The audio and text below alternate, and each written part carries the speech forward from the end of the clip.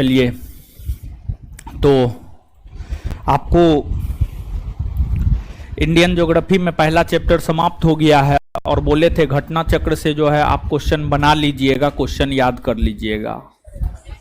आशा नहीं, हमको पूर्ण विश्वास है कि आप लोग नहीं किए होंगे। 10-20% को छोड़ करके बाद बाकी लोग नहीं किए होंगे। किए हैं अच्छी बात है, नहीं किए हैं फिर भी अच्छी बात है। और इसके अलावा हम आपको ये भी बात बताए थे कि भारत के भीतर जो 28 राज्य है, भारत के 2800 राज्यों को भी जो है हम लोगों को देखना है। भारत के भीतर जो 28 राज्य है, उन 28 राज्यों को भी थोड़ा सा देखना है, बहुत ज़्यादा नहीं, थोड़ा बहुत चीज़ देखना है। तो आते हैं, देखते हैं। सबसे पहले प्रारंभ करते हैं अपने राज्य बिहार से ही, बिहार को ही देखना प्रारंभ करते हैं। बिहार की धरती पे आप हैं तो बिहार को सबसे पहले देखते हैं और फिर आगे बढ़ेंगे।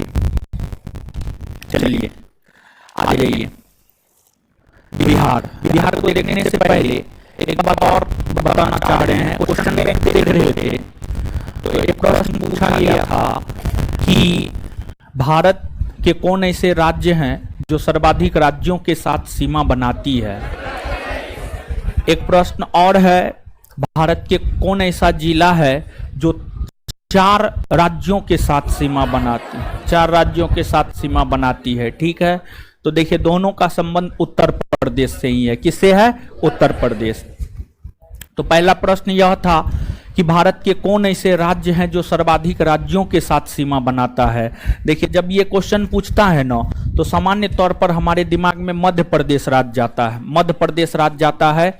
और मध्य प्रदेश राज्य सामान्य तौर पर जाने का कारण क्या है? तो मध्य प्रदेश राज्य का सामान्य तौर पर जाने का कारण ये है कि मध्य प्रदेश राज्य जो है भारत के मध्य में स्थित है, बीचों बीच स्थित है। इसी वजह से हम लोगों को लगता है कि सबसे ज्यादा राज्यों के साथ मध्य प्रदेश राज्य सीमा बनाता होगा, लेकिन ऐसा नहीं है। मध्य प्रदेश राज्य सबसे ज्यादा राज्यों के साथ सीमा नहीं बनाता है, बल्कि सबसे अधिक राज्यों के साथ सीमा बनाने वाला राज्य है आपको उत्तर प्रदेश। कौन है? उत्तर प्रदेश।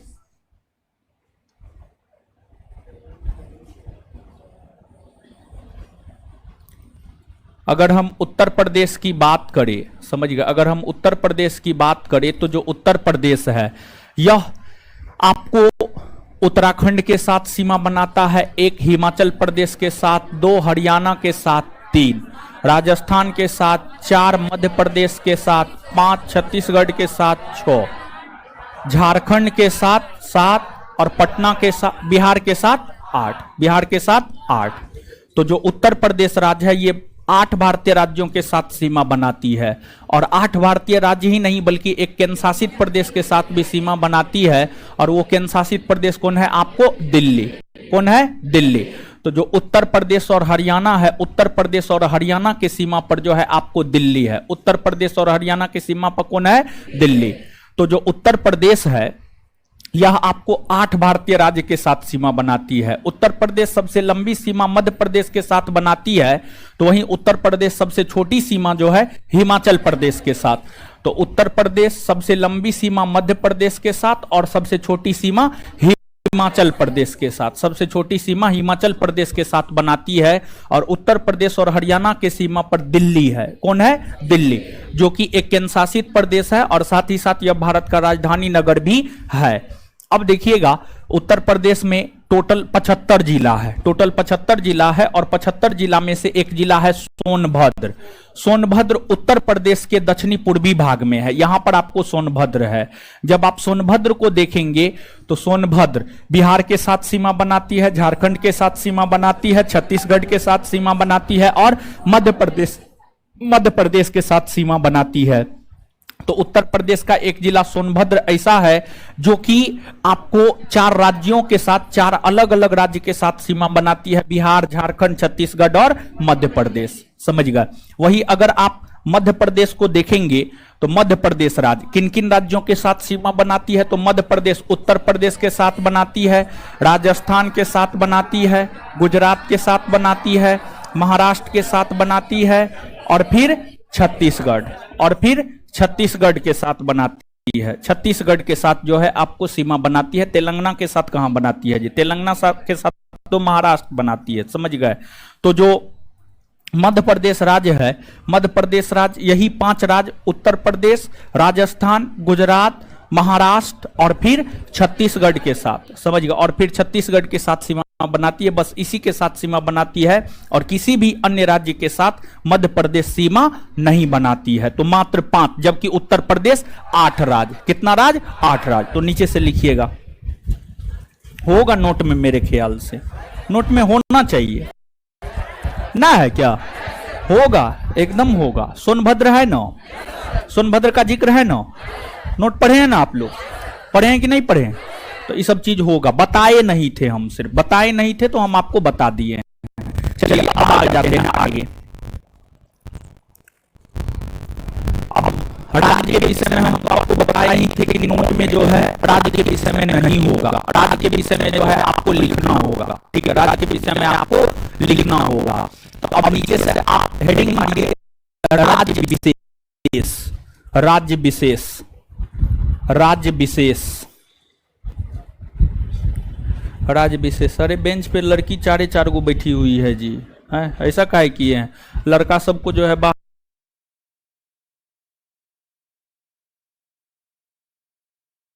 में रखते हैं, लड़की सबको 4 गो बैठा करके रखते हैं।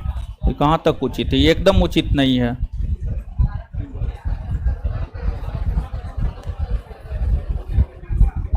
विनय जी ऑफलाइन एडमिशन नहीं हो पाएगा, ऑफलाइन बैच फुल है, ठीक है।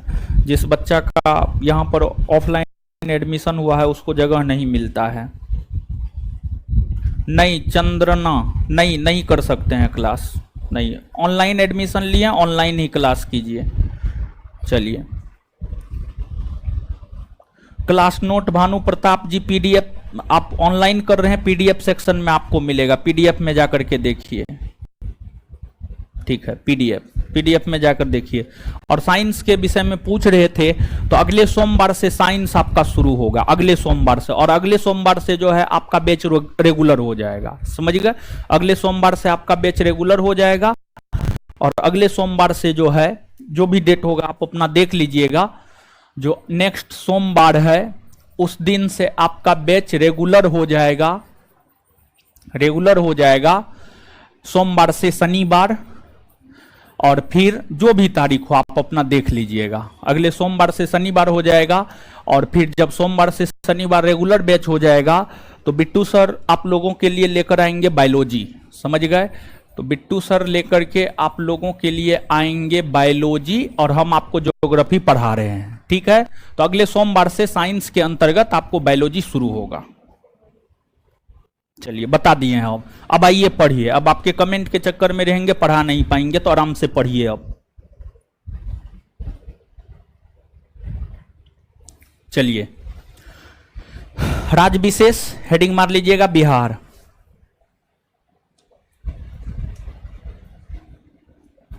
हेडिंग मार लीजिएगा बिहार, ठीक है। बिहार, सबसे पहले बिहार को ही देखते हैं। देखिए, बिहार भारत के 28 राज्य में, भारत के भीतर 28 राज्य है। इसमें कोई दिक्कत है आप लोगों को? गिनाना होगा? नहीं ना, गिनाना होगा। हम तो पहले आपको बता भी चुके हैं ये 28 राज्य, ऐसा थोड़े कि नहीं बताएं, बता चुके हैं। तो भारत के भीतर जो 28 राज्य है, उन 28 राज्यों में एक राज्य बिहार भी है, समझिए, एक राज्य बिहार भी है। और बिहार की अगर हम बात करें तो ये जो है आपको बिहार का चौहद्दी है, ये बिहार का जो है आपको चौहद्दी है। जब हम बिहार को देखते हैं तो बिहार का जो आकार लगेगा लगभग आयताकार, लगभग में आयताकार। अब एग्जैक्ट तो आयताकार नहीं कह सकते हैं, लेकिन लगभग में हम बिहार का आकार जो है आयताकार मान सकते हैं। बिहार का क्षेत्रफल 94,163 वर्ग किलोमीटर, बिहार का जो क्षेत्रफल है वह है 94,163 वर्ग किलोमीटर, 94,163 वर्ग किलोमीटर बिहार का क्षेत्रफल है। और वर्तमान में भारत के भीतर जो टोटल 28 प्रांत है, वर्तमान में भारत के भीतर जो टोटल 28 प्रांत है, उन 28 प्रांतों में बिहार का स्थान क्षेत्रफल के आधार पर 12वां है। बिहार का स्थान क्षेत्रफल के आधार पर जो है कैमा है, 12वां है क्षेत्रफल के आधार पर। वही अगर हम जनसंख्या की बात करें तो जनसंख्या के आधार पर बिहार का स्थान तीसरा है। जनसंख्या के स्थान पर, जनसंख्या के आधार पर बिहार का स्थान जो है आपको कैमा है, तीसरा। समझ गए, तीसरा है। बिहार से दो बड़े जनसंख्या वाले राज्य है, एक का नाम है अपना ही पड़ोसी है उत्तर प्रदेश, और एक का नाम है महाराष्ट्र। एक का नाम महाराष्ट्र, सबसे ज्यादा उत्तर प्रदेश, फिर दूसरा स्थान महाराष्ट्र, और तीसरा स्थान जो है अपना बिहार है। तीसरा स्थान अपना बिहार है। अगर हम बिहार को देखें तो जो बिहार है, बिहार को पहले पूर्व प्रदेश के नाम से जाना जाता था।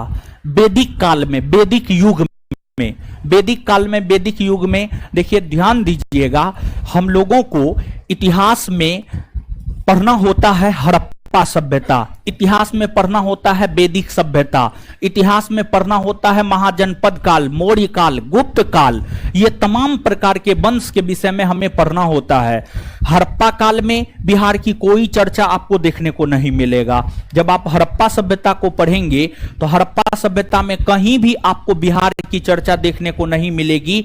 लेकिन जब आप वैदिक सभ्यता को पढ़ेंगे तो वैदिक सभ्यता के अंतर्गत बिहार की चर्चा आपको देखने को मिलती है।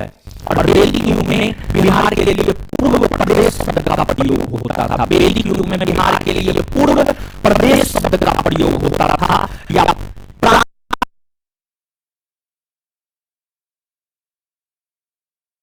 प्रदेश शब्द का प्रयोग होता था। वही मौर्य वंश और गुप्त वंश, मौर्य काल और गुप्त काल में बिहार को मगध साम्राज्य कहा जाता था। बिहार को मगध साम्राज्य कहा जाता था। और मौर्य और गुप्त के बाद यह देखा गया कि बिहार के क्षेत्र में जो है बौद्ध भिक्षुक बहुत ज्यादा रहते थे। जो बौद्ध भिक्षुक थे बहुत ज्यादा रहते थे, और बौद्ध भिक्षुक जहां रहते हैं उसे विहार कहा जाता है, उसे विहार कहा जाता है। तो बौद्ध भिक्षुकों की उपस्थिति के कारण इसे विहार कहा गया, और यही प्रांत कालांतर में बिहार के नाम से जाना गया। बिहार के नाम से जाना गया। अगर हम बिहार को देखें, अगर आप बिहार को प्राकृतिक मानचित्र पर देखेंगे, प्राकृतिक मानचित्र पर देखेंगे, देखिए प्राकृतिक मानचित्र उस मानचित्र को कहा जाता है जिसमें पर्वत, पहाड़, नदी, झरना ये सब दिखाया जाता है। और राजनीतिक मानचित्र उस मानचित्र को कहा जाता है जिसमें जिला दिखाया जाता है, जिला दिखाया जाता, स्पष्टता पूर्वक स्थल दिखाया जाता है। ये जो आपके सामने मानचित्र है ये आपको राजनीतिक मानचित्र है, राजनीतिक मानचित्र है। राजनीतिक मानचित्र समझना आसान होता है, जबकि भौगोलिक मानचित्र समझना थोड़ा सा टफ होता है। जब आप भौगोलिक मानचित्र को देखेंगे तो आपको यह पता चलेगा कि बिहार के मध्य से होकर एक नदी गुजरती है। बिहार से होकर कई सारी नदियां गुजरती है, लेकिन बिहार के मध्य से होकर एक नदी गुजरती है, उसका नाम है गंगा। क्या नाम है? गंगा। तो बिहार के मध्य से होकर एक नदी गुजरती है, उसका नाम है गंगा। और अगर हम गंगा नदी की बात करें तो जो गंगा नदी है वह अपने बिहार को दो भाग में बांटती है। जब हम गंगा नदी के ऊपर जाते हैं तो उत्तरी बिहार होता है, और गंगा नदी के नीचे आते हैं तो दक्षिणी बिहार होता है, दक्षिणी बिहार होता है। और इसमें जो अपना उत्तरी बिहार है, उत्तरी बिहार बाढ़ के लिए प्रसिद्ध है। बीपीएससी का ये पूछा हुआ क्वेश्चन है। अब कौन ईस्वी में पूछा है ये बात हम नहीं बता सकते हैं, लेकिन बीपीएससी ने इस प्रश्न को पूछा है कि उत्तरी बिहार किस लिए प्रसिद्ध है। तो उत्तरी बिहार जो है आपको बाढ़ के लिए प्रसिद्ध है। किस लिए प्रसिद्ध है? बाढ़ के लिए प्रसिद्ध है। किस लिए प्रसिद्ध है? बाढ़ के लिए प्रसिद्ध है। और देखिए अब यहां पर जैसे आप याद कीजिए, हम लोग भारत की अगर हम बात करें तो भारत का हम लोग अक्षांशीय विस्तार देखे थे, भारत का हम लोग देशांतरीय विस्तार देखे थे। कुछ याद है? भारत का अक्षांशीय विस्तार बताए थे, भारत का देशांतरीय विस्तार बताए थे। कौन कौन ऐसे लोग हैं जो हमें भारत का अक्षांशीय और भारत का देशांतरीय विस्तार बताएंगे एकदम स्पष्टता पूर्वक? चलिए, इतने लोग हैं जो बताएंगे। चलिए खड़ा हो जाइए आप। भारत का बताइए अक्षांशीय विस्तार। 8 डिग्री 4 मिनट, उत्तरी अक्षांश रेखा 37 डिग्री 6 मिनट। बैठ जाइए। इधर लड़का में क्या हाथ खड़ा किए थे जी? हाँ चलिए आप खड़ा हो जाइए। क्या है, आपने पढ़े हैं? तो पढ़े हैं तो क्या बताएगा? बताइए भारत का देशांतरीय विस्तार। 68 डिग्री 7 मिनट से 97 डिग्री 25 मिनट, 97 डिग्री 25 मिनट। जैसे भारत का अक्षांशीय विस्तार और देशांतरीय विस्तार है, जैसे भारत का उत्तर से दक्षिण में लंबाई, पूरब से पश्चिम में लंबाई, जैसे भारत का चौहद्दी, ये तमाम प्रकार की बात हम आपको बताए हैं। तो अब देखिएगा यहां पे थोड़ा सा आप गौर कीजिएगा। अगर हम बिहार की चौहद्दी को देखें तो बिहार के उत्तर में नेपाल है, उत्तर में नेपाल है, दक्षिण में झारखंड है, दक्षिण में झारखंड है, फिर पूरब में बंगाल है, पूरब में पश्चिम बंगाल है, और पश्चिम में उत्तर प्रदेश है। पश्चिम में क्या है? उत्तर प्रदेश। समझ गए, उत्तर प्रदेश है। डायरेक्शन के विषय में हम आपको बताए हुए, ऊपरी भाग उत्तर, नीचे वाला भाग दक्षिण, दाहिना भाग पूरब और बायां भाग पश्चिम। तो बिहार के उत्तर में नेपाल, दक्षिण में झारखंड, पूरब में बंगाल और पश्चिम में उत्तर प्रदेश। अब बिहार को हम उत्तर से दक्षिण में जब देखते हैं तो उत्तर से दक्षिण में जो बिहार की लंबाई है वह 345 किलोमीटर है। कितना है? 345 किलोमीटर। तो उत्तर से दक्षिण, ये उत्तर है और ये इधर आपको दक्षिण है। तो बिहार का उत्तर से दक्षिण में अगर हम लंबाई देखें तो 345 किलोमीटर है, 345 किलोमीटर है। वही बिहार का पूरब से पश्चिम में अगर हम लंबाई देखें तो पूरब से पश्चिम में लंबाई है 483 किलोमीटर, 483 किलोमीटर, 483 किलोमीटर। तो बिहार उत्तर से दक्षिण में 345 किलोमीटर में फैला हुआ है, तो वहीं पूरब से पश्चिम में 483 किलोमीटर में, 483 किलोमीटर में। और एक चीज, जो बिहार है भारत के अंतर्गत ही आता है। तो भारत का अक्षांशीय विस्तार 8 डिग्री 4 मिनट से 37 डिग्री 6 मिनट। इसी बीच में कहीं ना कहीं अपना प्रांत बिहार भी होगा। समझ गए? इन्हीं अक्षांश रेखाओं के बीच में कहीं ना कहीं अपना प्रांत बिहार भी होगा। फिर भारत का देशांतरीय विस्तार 68 डिग्री 7 मिनट से 97 डिग्री 25 मिनट। कहीं ना कहीं देशांतरीय विस्तार के संदर्भ में 68 डिग्री 7 मिनट से 97 डिग्री 25 मिनट के बीच में ही अपना प्रांत बिहार भी आता होगा। तो अब हम लोग बिहार के अक्षांशीय और देशांतरीय विस्तार को देखेंगे, लेकिन उससे पहले जो बात बताएं फटाफट लिखना प्रारंभ कीजिए जल्दी, ताकि कि नोट में जो है ये लिखा हुआ नहीं है, ठीक है? और इसको पढ़ाने लिखाने में हमको लगता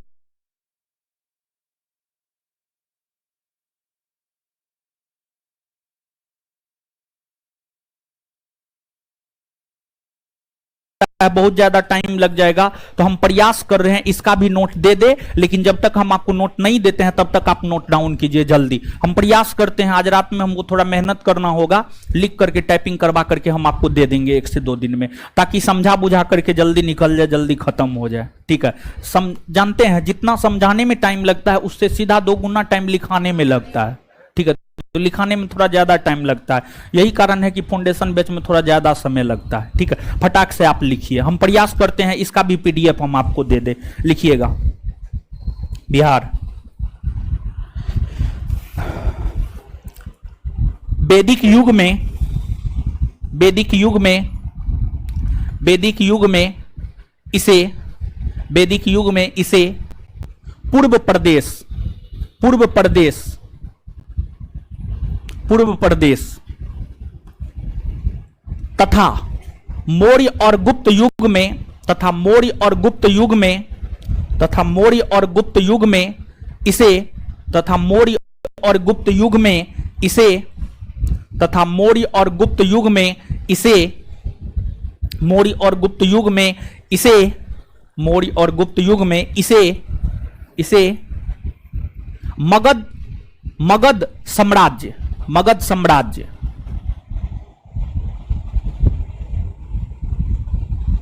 मगध साम्राज्य, और आज इसे बिहार कहा जाता है, और आज इसे बिहार कहा जाता है, और आज इसे बिहार कहा जाता है, और आज इसे बिहार कहा जाता है, आज इसे बिहार कहा जाता है, आज इसे बिहार कहा जाता है। Full stop.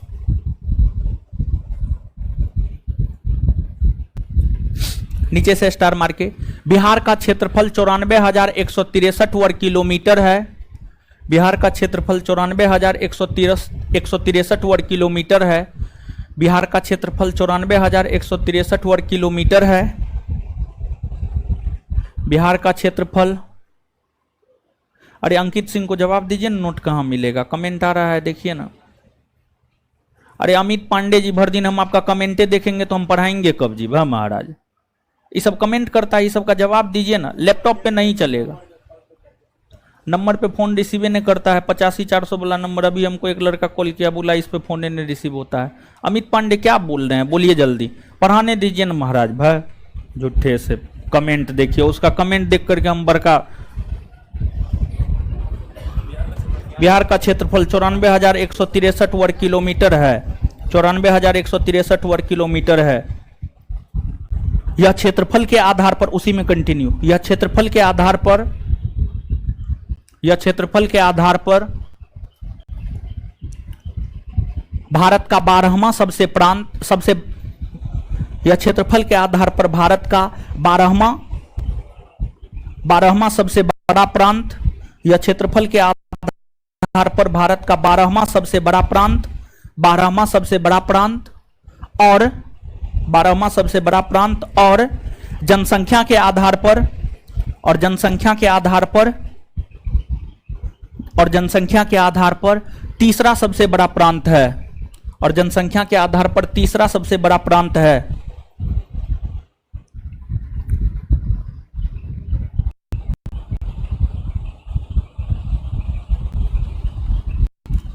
हेडिंग मारिएगा, चौहद्दी, बिहार की चौहद्दी, चौहद्दी डैश देकर। इसके उत्तर में नेपाल, इसके उत्तर में नेपाल, उत्तर में नेपाल, उत्तर में नेपाल, दक्षिण में झारखंड, उत्तर में नेपाल, दक्षिण में झारखंड, दक्षिण में झारखंड, पूरब में बंगाल, पूरब में बंगाल, और पश्चिम में उत्तर प्रदेश है। इसके उत्तर में नेपाल, दक्षिण में झारखंड, पूरब में बंगाल और पश्चिम में उत्तर प्रदेश है। अगला पॉइंट,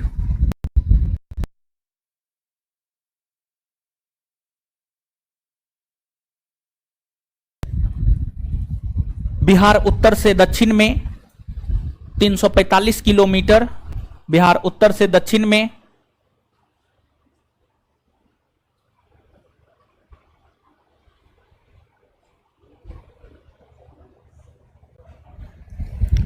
बिहार उत्तर से दक्षिण में 345 किलोमीटर तथा पूर्व से पश्चिम में, तथा पूरब से पश्चिम में, तथा पूरब से पश्चिम में 483 किलोमीटर में फैला हुआ है, तथा पूरब से पश्चिम में 483 किलोमीटर में फैला हुआ है, तथा पूरब से पश्चिम में 483 किलोमीटर में फैला हुआ है। अब नीचे से लिखिएगा, बिहार के मध्य से होकर गंगा नदी गुजरती है। अगला पॉइंट, बिहार के मध्य से होकर गंगा नदी गुजरती है, बिहार के मध्य से होकर गंगा नदी गुजरती है, बिहार के मध्य से होकर गंगा नदी गुजरती है, गंगा नदी गुजरती है, जो बिहार को, जो बिहार को उत्तरी बिहार और दक्षिणी बिहार में, जो बिहार को उत्तरी बिहार और दक्षिणी बिहार में, जो बिहार को उत्तरी बिहार और दक्षिणी बिहार में बांटती है।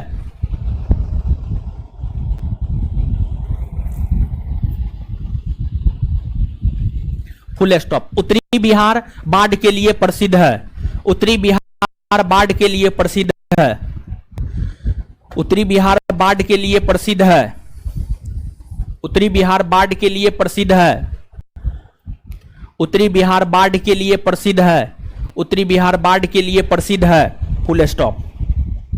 अब देखिएगा, सुनिएगा, बिहार। बिहार की अगर हम बात करें तो बिहार में गंगा नदी जो प्रवेश करती है बक्सर जिला से प्रवेश करती है, और जो बाहर निकलती है कटिहार जिला से। कौन जिला से? कटिहार। और बिहार में टोटल 38 गो जिला है। क्या गो जिला है? 38 गो जिला में से 12 गो जिला से होकर गंगा नदी गुजरती है। 12 गो जिला से होकर गंगा नदी गुजरती है।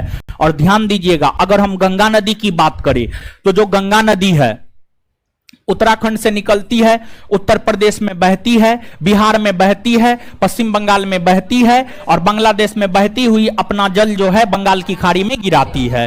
तो अब देखिएगा, उत्तराखंड की राजधानी नगर देहरादून है, उत्तर प्रदेश का लखनऊ है, बिहार का पटना है, पश्चिम बंगाल का कोलकाता है, और बांग्लादेश का ढाका है। तो अब देखिएगा, एकमात्र राजधानी नगर पटना है जो कि गंगा नदी के तट पर बसा हुआ है। यह भी बीपीएससी का पूछा हुआ क्वेश्चन है। क्वेश्चन बैंक बीपीएससी का पलट करके देखिएगा, यह भी क्वेश्चन पूछा हुआ है, निम्नलिखित में से कौन राज्य की राजधानी नगर है जिसके तट पर गंगा नदी बसी हुई है? निम्नलिखित में से कौन राज्य की राजधानी नगर है जो गंगा नदी के तट पर बसा हुआ है? तो इसका उत्तर होगा बिहार। बिहार होगा, और शहर पूछेगा तो पटना हो जाएगा। शहर पूछेगा तो क्या हो जाएगा? पटना। क्योंकि देहरादून और लखनऊ और कलकत्ता और ढाका ये सब गंगा नदी के तट पर बसा हुआ नहीं है। एकमात्र राजधानी नगर है पटना जो कि गंगा नदी के तट पर बसा हुआ है। बीपीएससी का पूछा हुआ क्वेश्चन ये भी है, नीचे से स्टार मार के लिखिएगा। बिहार की राजधानी पटना, बिहार की राजधानी पटना, बिहार की राजधानी पटना एकमात्र राजधानी नगर है। बिहार की राजधानी पटना एकमात्र राजधानी नगर है। बिहार की राजधानी पटना एकमात्र राजधानी नगर है। बिहार की राजधानी पटना एकमात्र राजधानी नगर है। एकमात्र राजधानी नगर है जो गंगा नदी के तट पर बसा हुआ है। बिहार की राजधानी पटना एकमात्र राजधानी नगर है जो गंगा नदी के तट पर बसा हुआ है।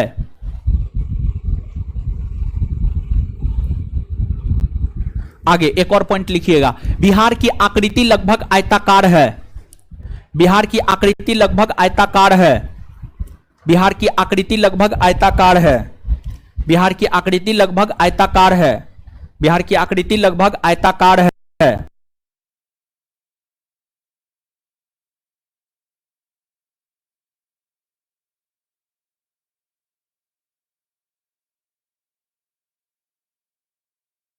आयताकार है।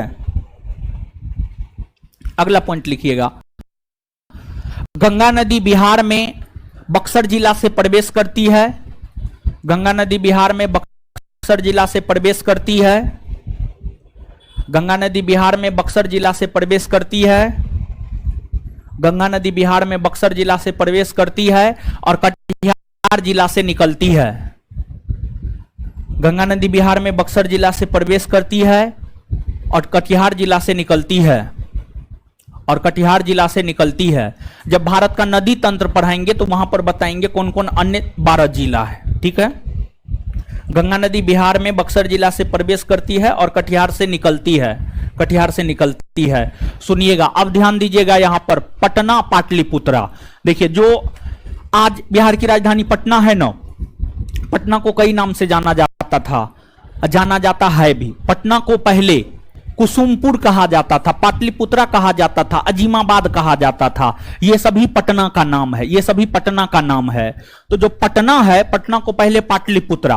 और अगर हम पाटलिपुत्रा की बात करें, अगर हम पौराणिक ऐतिहासिक ग्रंथों को देखें तो पौराणिक ऐतिहासिक ग्रंथ हमें यह बताता है कि जो पाटलिपुत्रा है, पाटलिपुत्रा नामक शहर को बसाया था हर्यक वंश के शासक उदाइन ने। हर्यक वंश के शासक उदाइन ने पटना को बसाया, सॉरी पाटलिपुत्रा को बसाया था, सॉरी पाटलिपुत्रा को बसाया था। हर्यक वंश के शासक उदाइन ने पाटलिपुत्रा को बसाया था। उस पाटलिपुत्रा को पटना के तौर पर स्थापित सूरी वंश के शासक शेरशाह सूरी ने किया। सूरी वंश के शासक शेरशाह सूरी ने किया। तो देखिए, ध्यान दीजिएगा, यहां पर अगर हम हर्यक वंश के शासक उदाइन को देखे तो जो हर्यक वंश के शासक उदाइन है, हर्यक वंश के शासक उदाइन है, उन्होंने 461 ईस्वी पूर्व में 461 ईस्वी पूर्व में गंगा और सोन नदी के संगम पर पाटलिपुत्रा नामक शहर को बसाया था और इस पाटलिपुत्रा को पटना के तौर पर स्थापित, इस पाटलिपुत्रा को पटना के तौर पर स्थापित 1541 ईस्वी में शेरशाह सूरी ने किया था। 1541 ईस्वी में शेरशाह सूरी ने किया था। समझ गए? तो इस चीज को याद रखिएगा। अब देखिएगा, नीचे से लिखिए इसको।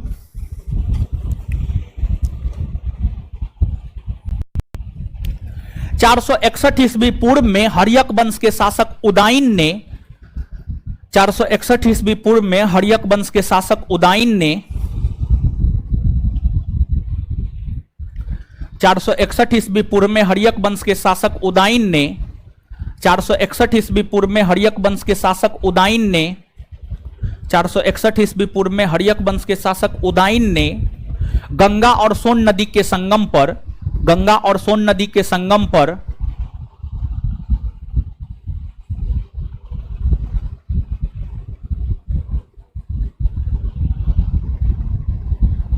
गंगा और सोन नदी के संगम पर पाटलिपुत्रा नामक नगर को बसाया था। पाटलिपुत्रा नामक नगर को बसाया था। पाटलिपुत्रा नामक नगर को बसाया था। Full stop.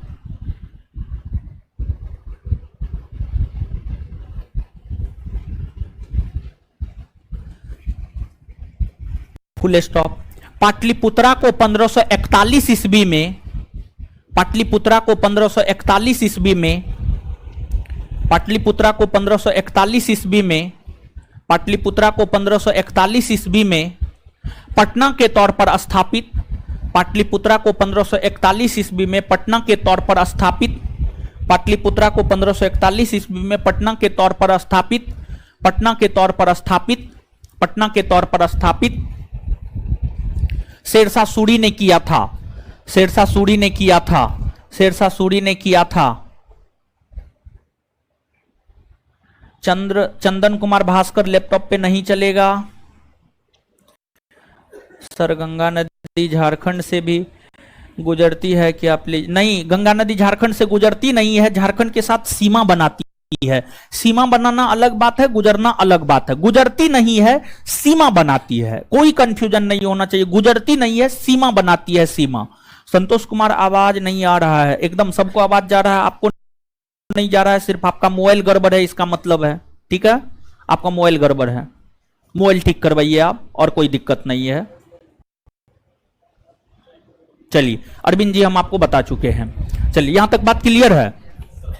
चलिए अब देखिएगा, अब यहां पर एक बात बताइए कि बिहार का जो है, ये सब बात क्लियर है ना? आगे बढ़े ना। चलिए देखिए, अब बिहार का अक्षांशीय और देशांतरीय विस्तार हम लोग देखते हैं। बिहार का अक्षांशीय और देशांतरीय विस्तार। तो सबसे पहले हम लोग बिहार के अक्षांशीय विस्तार को देखते हैं। देखिए एक बात बताइएगा, बिहार, बिहार ये भी बीपीएससी का पूछा हुआ क्वेश्चन है, समझ गए? बिहार कौन गोलार्ध में है? अरे जब अपना पूरा भारत उत्तरी गोलार्ध में है तो बिहार भी उत्तरीय गोलार्ध में होगा। तो बिहार भी उत्तरीय गोलार्ध में है। और भारत कौन देशांतर में है? पूर्वी देशांतर। तो बिहार भी कौन देशांतर में? पूर्वी देशांतर में। अब देखिएगा, जो बिहार है, बिहार का हम लोगों को अक्षांशीय और देशांतरीय विस्तार याद नहीं रहता है, तो कभी कताल ये प्रश्न पूछ देता है, समझ गए? और देखिए बिहार इस वजह से बता रहे हैं कि बिहार दरोगा परीक्षा की अगर हम बात करें तो बिहार से ना के बराबर प्रश्न पूछा जाता है, लेकिन फिर भी एक दो प्रश्न पूछ दिया जाता है। ना के बराबर पूछा जाता है, लेकिन फिर भी एक दो प्रश्न पूछ दिया जाता है। क्वेश्चन बैंक देखेंगे तो आपको मिल जाएगा। ठीक है, तो चलिए अब देखिएगा बिहार का अक्षांशीय विस्तार। अक्षांशीय विस्तार, अगर हम बिहार के अक्षांशीय विस्तार को देखें तो बिहार का जो अक्षांशीय विस्तार है 24 डिग्री 20 मिनट 10 सेकेंड से लेकर 27 डिग्री 31 मिनट और 15 सेकेंड, 15 सेकेंड। तो बिहार उत्तरी गोलार्ध में, बिहार उत्तरी गोलार्ध में 24 डिग्री 20 मिनट 10 सेकेंड से लेकर 27 डिग्री 31 मिनट 15 सेकेंड तक फैला हुआ है। वहीं अगर हम बिहार के देशांतरीय विस्तार को देखें तो जो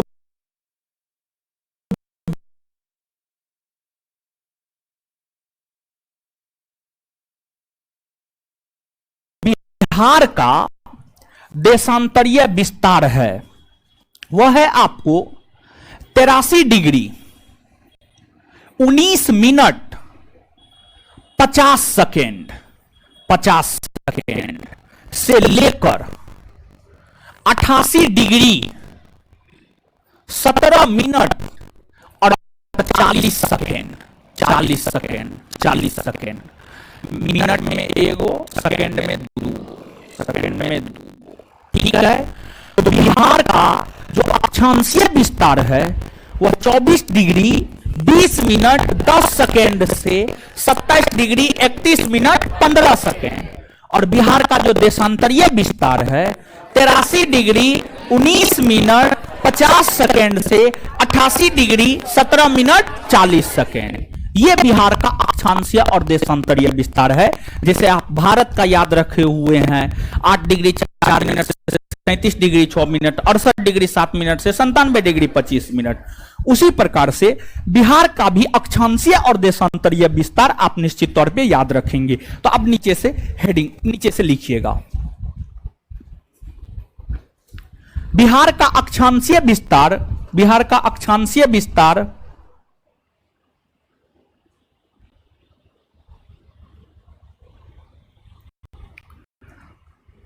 ममता कुमारी आप अपना मोबाइल देखिए, बता रहे हैं, हर चीज बता रहे हैं, चिंता मत कीजिए। ऑनलाइन वालों को क्वेश्चन बैंक कैसे मिलेगा? ऑनलाइन वालों को क्वेश्चन बैंक संस्थान के एप्लीकेशन पर डाल दिया गया है, पीडीएफ सेक्शन में जाकर के आप डाउनलोड कीजिए और मोबाइल से निकलवाइए। सब चीज बता रहे हैं, चिंता मत कीजिए, स्थापना उस्थापना हर चीज बताएंगे।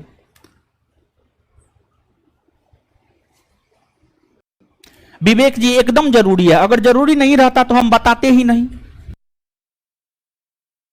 ठीक है, बताते ही नहीं, जरूरी नहीं रहता तो बताने का क्या फायदा है।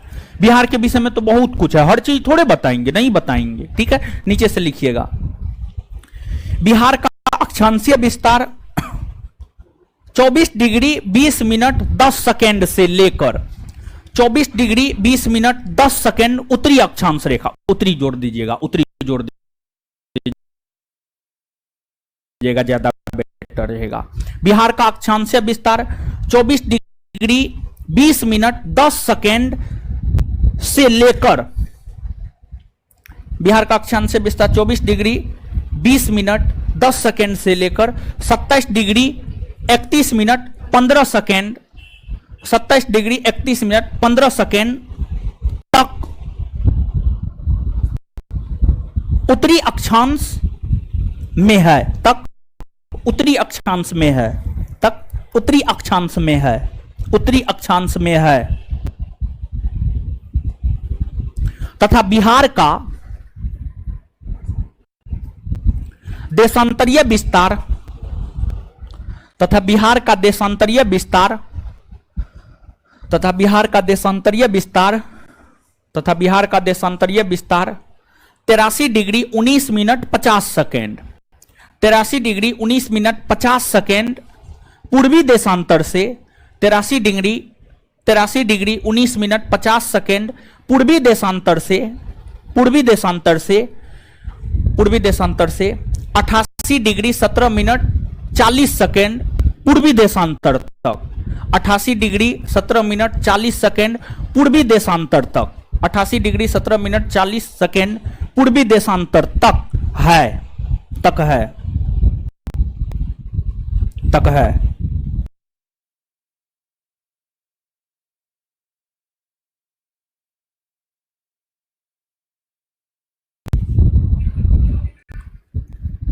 देशांतरीय विस्तार, देशांतरीय विस्तार 83 डिग्री 19 मिनट 50 सेकेंड पूर्वी देशांतर से 88 डिग्री 17 मिनट 40 सेकेंड पूर्वी देशांतर तक है।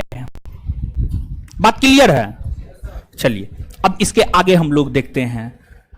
अब बिहार का स्थापना आप लोग पूछ रहे हैं, तो अब सबसे पहले स्थापना ही बता देते हैं। देखिए ध्यान दीजिएगा, बिहार बंगाल प्रांत से अलग हुआ है। बंगाल जो बिहार है अपना, बंगाल प्रांत से अलग हुआ है। बंगाल प्रांत से अलग हुआ है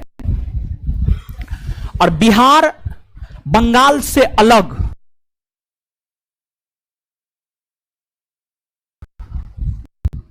22 मार्च 1912 को, 22 मार्च 1912। अब यहां पर देखिएगा, देखिए ध्यान दीजिएगा, आपको आज एक क्वेश्चन भी हम बताएंगे क्वेश्चन बैंक में, ठीक है, लेकिन उससे पहले यहीं पर देखिए, दिल्ली दरबार, दिल्ली दरबार का आयोजन होता था जब भारत में अंग्रेजों का शासन था। 1947 ईस्वी तक अंग्रेजों का शासन था, तो अंग्रेजी शासन के दौरान दिल्ली दरबार का आयोजन होता था। अंग्रेजी शासन के दौरान दिल्ली दरबार का आयोजन होता था और कुल मिलाकर के 3 दिल्ली दरबार का आयोजन हुआ है। पहला दिल्ली दरबार 1877 में, 1877 ईस्वी में लॉर्ड लिटन के कार्यकाल में। द्वितीय दिल्ली दरबार 1903 ईस्वी में लॉर्ड कर्जन के शासनकाल में, और तृतीय दिल्ली दरबार 1911 ईस्वी में लॉर्ड हार्डी। अच्छा ठीक,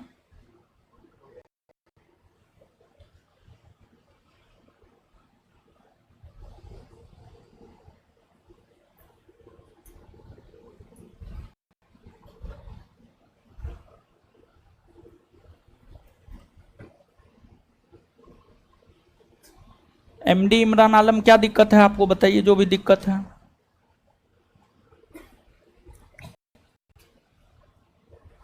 चलिए देखिए चल रहा है।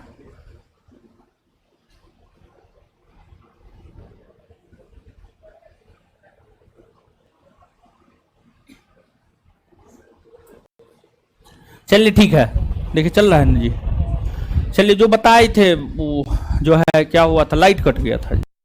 हाँ लाइट कट गया। अक्षांश देशांतर ये बता दिए हैं ना, वो क्लियर है ना, यही नहीं छूटा हुआ है। ठीक है, ऑनलाइन वाले लोग जो है थोड़ा सा जो है क्या लाइट कट गया था, वही जो है फ्लैक्चुएट हो गया इंटरनेट, इसे आपका रुक गया था, फिर से आपका शुरू हो गया है। ठीक है, 1 सेकंड नहीं रुका था जी। चलिए ठीक, अब चल रहा है, बताइए ठीक है ना।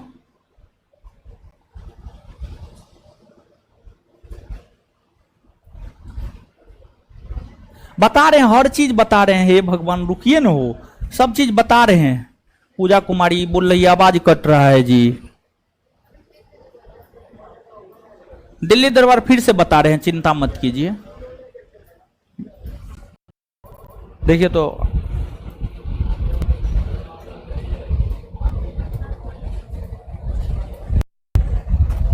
पूजा कुमारी का आवाज कट रहा है, आप देखिए तो सही में आवाज कट रहा है आवाज कट रहा है जी। आप लोग का ऑनलाइन वाले से पूछ रहे हैं,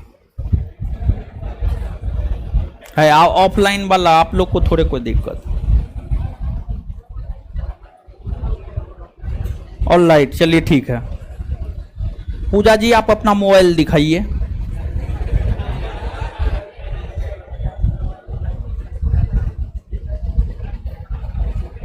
देखिए मेरे मोबाइल में देखिए जी। चलिए सुनिएगा, देखिए बिहार के गठन के विषय में बता रहे। किस विषय में बता रहे? बिहार के गठन, बिहार के गठन के विषय में बता रहे हैं। बिहार का गठन कब हुआ है? ठीक है जी, दीजिए तो ये लोग बोल रहा है आवाज आवाज आवाज। देखिए तो आवाज कितना बढ़िया तो जा रहा है, देखिए सुन लीजिए ऑनलाइन वाले लोग। बताइए इतना बढ़िया आवाज है फिर भी बोल रहे हैं आवाज कट रहा है। मोबाइल जाकर के दिखाइए अपना। सब झूठ मूठ का आप लोग कमेंट करते रहते हैं। बिहार के गठन के विषय में बता रहे। किस विषय में बता रहे? बिहार के गठन, बिहार के गठन के विषय में बता रहे हैं। बिहार का गठन कब हुआ? ठीक है जी, ये तो ये लोग बोल रहा है आवाज आवाज आवाज। देखिए तो आवाज कितना बढ़िया तो जा रहा है, देखिए सुन लीजिए ऑनलाइन वाले। ठीक तो है जी, बढ़िया आवाज है, फिर भी बोल रहे हैं आवाज कट रहा है। ये ऑनलाइन वाला सब पढ़ाने नहीं देगा। देखिए ध्यान दीजिएगा, दिल्ली दरबार, जब भारत में अंग्रेजों का शासन था तो अंग्रेजी शासन के दौरान दिल्ली दरबार आयोजित होते थे, और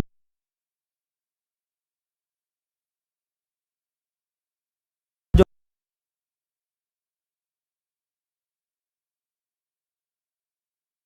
दिल्ली दरबार आयोजित होते थे, दिल्ली दरबार ब्रिटेन के राजा और रानी के सम्मान में आयोजित होते थे। 3 दिल्ली दरबार का आयोजन हुआ था, जिसमें प्रथम दिल्ली दरबार 1877 में, द्वितीय दिल्ली दरबार 1903 में और तृतीय दिल्ली दरबार 1911 में। तृतीय दिल्ली दरबार 1911 में। आपको 1905 में, 1905 से पहले, 1905 से पहले, 1905 में या 1905 के बाद, 1912 ईस्वी तक की हम बात कर रहे हैं। 1912, अगर हम 1912 ईस्वी तक की बात करें तो 1912 ईस्वी तक जो है बिहार, बंगाल, झारखंड, ओडिशा, ये सभी एक प्रांत हुआ करता था।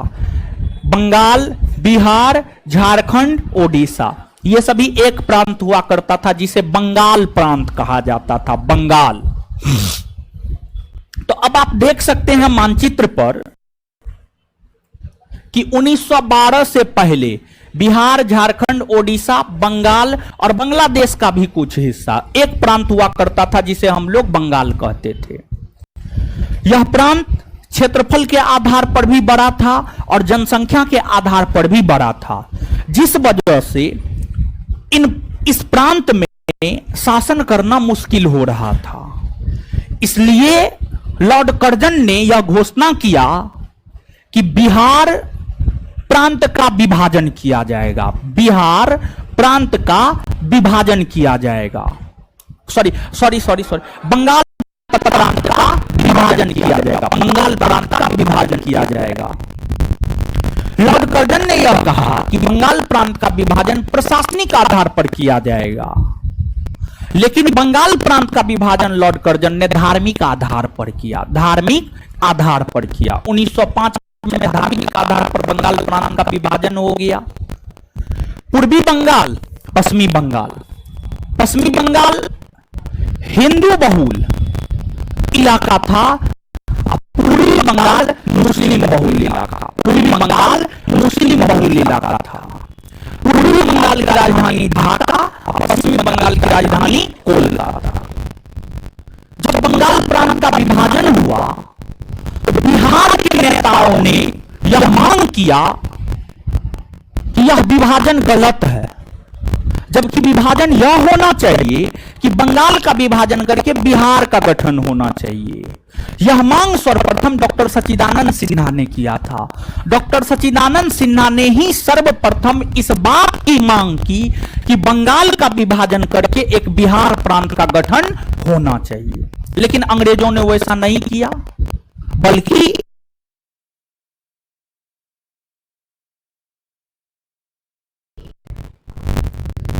बंगाल प्रांत का विभाजन करके पूर्वी बंगाल पश्चिमी बंगाल में बांटा। बिहार के नेता संतुष्ट नहीं थे, कांग्रेस के लोग संतुष्ट नहीं थे, जिस वजह से इस बंगाल विभाजन के खिलाफ स्वदेशी आंदोलन हुए। और इस स्वदेशी आंदोलन के कारण 1911 ईस्वी में जब तृतीय दिल्ली दरबार का आयोजन हुआ तो इस तृतीय दिल्ली दरबार में यह घोषणा किया गया कि बंगाल विभाजन को रद्द किया जाएगा, और इस तृतीय दिल्ली दरबार के तहत ही बंगाल विभाजन रद्द हुए।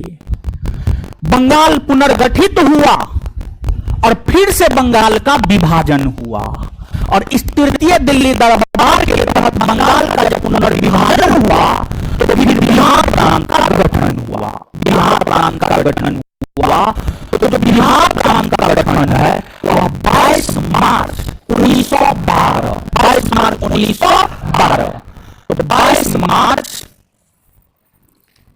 1912 को, 22 मार्च 1912 को बिहार प्रांत का गठन हुआ। यही कारण है कि प्रत्येक वर्ष 22 मार्च को हम लोग बिहार दिवस के रूप में मनाते हैं। समझ, बिहार दिवस के रूप में मनाते हैं। 1912 ईस्वी में जो बिहार बना था उस बिहार में आज का बिहार, आज का झारखंड, आज का ओडिशा, आज का ओडिशा, उस बिहार में आज का बिहार, आज का झारखंड, आज का ओडिशा, ये तीनों क्षेत्र 1912 के बिहार में हुआ करता था। कलंदर में जाकर बिहार का विभाजन हुआ। बिहार का पहली बार विभाजन 1936 में हुआ और एक नया प्रांत ओडिशा बना। और बिहार का दूसरी बार विभाजन 2000 ईस्वी में हुआ, 15 नवंबर 2000। 15 नवंबर 2000 15 नवंबर 2000 को जब बिहार का दूसरी बार विभाजन हुआ तो एक अलग प्रांत झारखंड बना। एक अलग प्रांत कौन बना? झारखंड। यानी हम यह बात कह सकते हैं कि बंगाल से अलग होकर बिहार बना, बिहार से अलग होकर ओडिशा बना और बिहार से अलग होकर के झारखंड बना। बिहार से अलग होकर के झारखंड बना। समझ गए? तो यह चीज है, याद रखिएगा, नीचे से लिखिए। तृतीय दिल्ली दरबार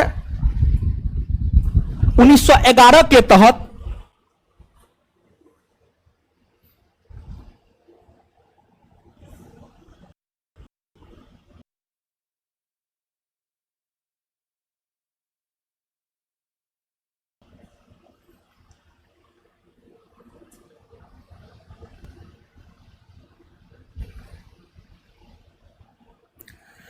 तृतीय दिल्ली दरबार 1911 के तहत, तृतीय दिल्ली दरबार 1911 के तहत बंगाल प्रांत, बंगाल प्रांत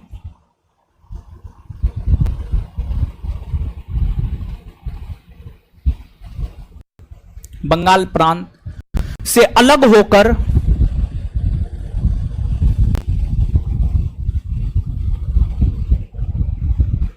बिहार का गठन,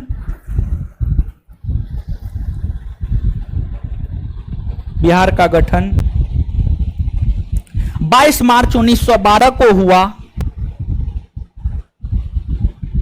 22 मार्च 1912 को हुआ।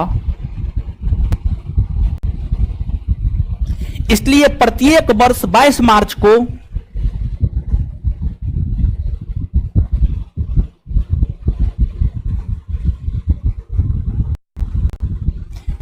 इसलिए प्रत्येक वर्ष 22 मार्च को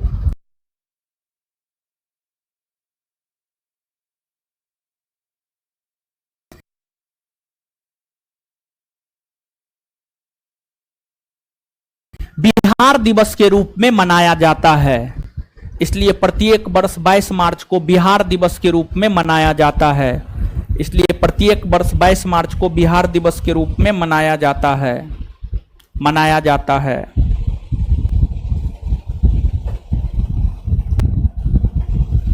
मनाया जाता है। Full stop, full stop. Bihar का पहली बार विभाजन, बिहार का पहली बार विभाजन, बिहार का पहली बार विभाजन 1936 में हुआ। बिहार का पहली बार विभाजन 1936 में हुआ। 1936 में हुआ।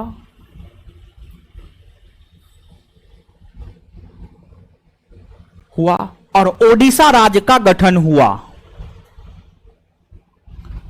और ओडिशा राज्य का गठन हुआ। वहीं वहीं वहीं वहीं बिहार का दूसरी बार विभाजन, वहीं बिहार का दूसरी बार विभाजन, दूसरी बार विभाजन 2000 ईस्वी में हुआ। 2000 ईस्वी में हुआ और एक नया प्रांत झारखंड बना। और एक नया प्रांत झारखंड बना। और एक नया प्रांत झारखंड बना। और एक नया प्रांत झारखंड बना। और एक नया प्रांत झारखंड बना।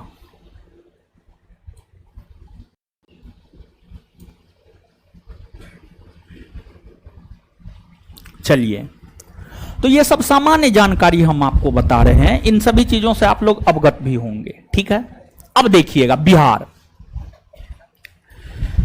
बिहार को अगर हम राजनीतिक दृष्टिकोण से देखें तो राजनीतिक दृष्टिकोण से बिहार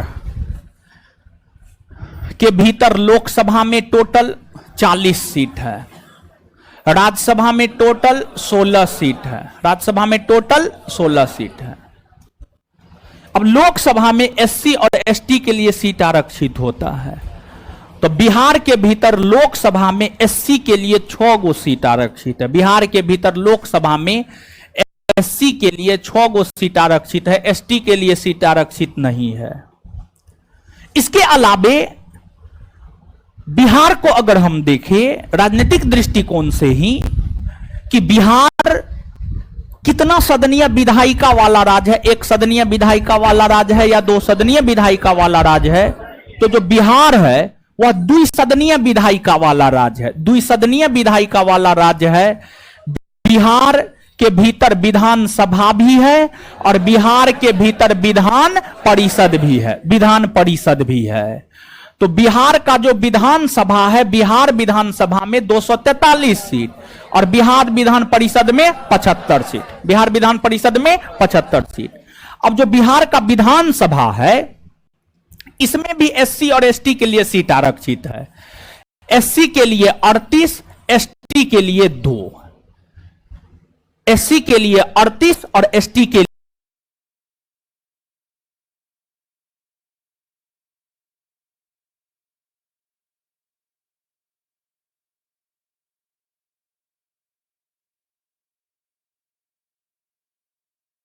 लिए 2 सीट आरक्षित है। तो लोकसभा, राज्यसभा, विधानसभा, विधान परिषद में कितना सीट है इसको आप याद रखिएगा, नीचे से लिखिएगा। लोकसभा में बिहार को 40 सीट दिया गया है, लोकसभा में बिहार को 40 सीट दिया गया है, जबकि राज्यसभा में 16।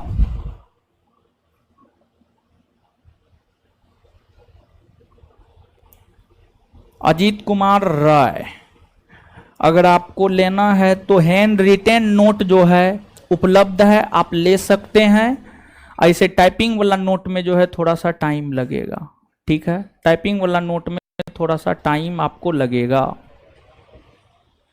ठीक है। नोट टाइपिंग हो रहा है, टाइपिंग होने में टाइम लगता है। लिखिए, बिहार को लोकसभा में 40 सीट है जबकि राज्यसभा में 16 सीट, राज्यसभा में 16 सीट, फुल स्टॉप। लोकसभा का 6 सीट, उसी में कंटिन्यू, लोकसभा का 6 सीट एससी कैटेगरी के लोगों के लिए, लोकसभा का 6 सीट, लोकसभा का 6 सीट, लोकसभा का 6 सीट एससी कैटेगरी के लोगों के लिए आरक्षित है। लोकसभा का 6 सीट एससी कैटेगरी के लोगों के लिए आरक्षित है, एससी कैटेगरी के लोगों के लिए आरक्षित है। अगला पॉइंट लिखिएगा, बिहार, बिहार द्विसदनीय विधायिका वाला राज्य है, बिहार द्विसदनीय विधायिका वाला राज्य है, बिहार द्विसदनीय विधायिका वाला राज्य है, बिहार द्विसदनीय विधायिका वाला राज्य है, बिहार द्विसदनीय विधायिका वाला राज्य है, बिहार द्विसदनीय विधायिका वाला राज्य है, द्विसदनीय विधायिका वाला राज्य है, जिसमें विधानसभा और विधान परिषद दोनों है, जिसमें विधानसभा और विधान परिषद दोनों है,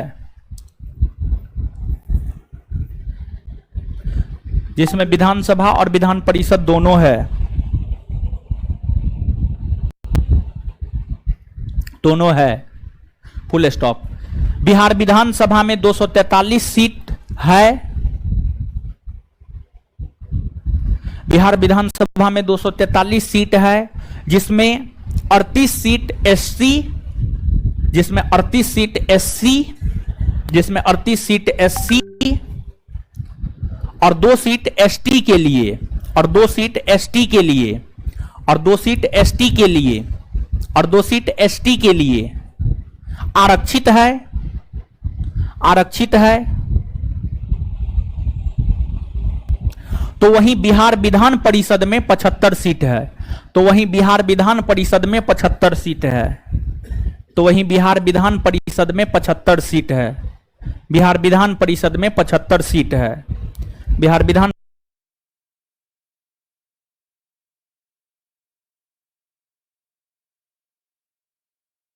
परिषद में 75 सीट है।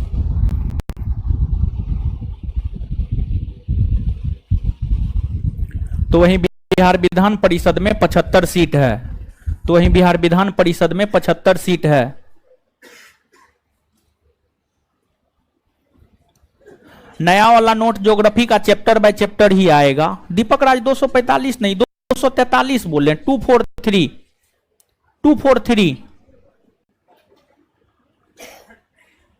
हाँ 40 में ही एससी के लिए 6 सीट आरक्षित है सुधीर जी। दीपराज जो है विधान परिषद विस्तार बताइए, क्या विधान परिषद विस्तार? विधान परिषद पढ़ाएंगे पॉलिटी में तो देखिएगा। Schedule tribal, Vikas Yadav ST का full form schedule tribal. Rajiv विधान परिषद का विस्तार बताइए, क्या विस्तार बताइए, कुछ बोलिएगा ना हो। स्पीड लिखा दिए।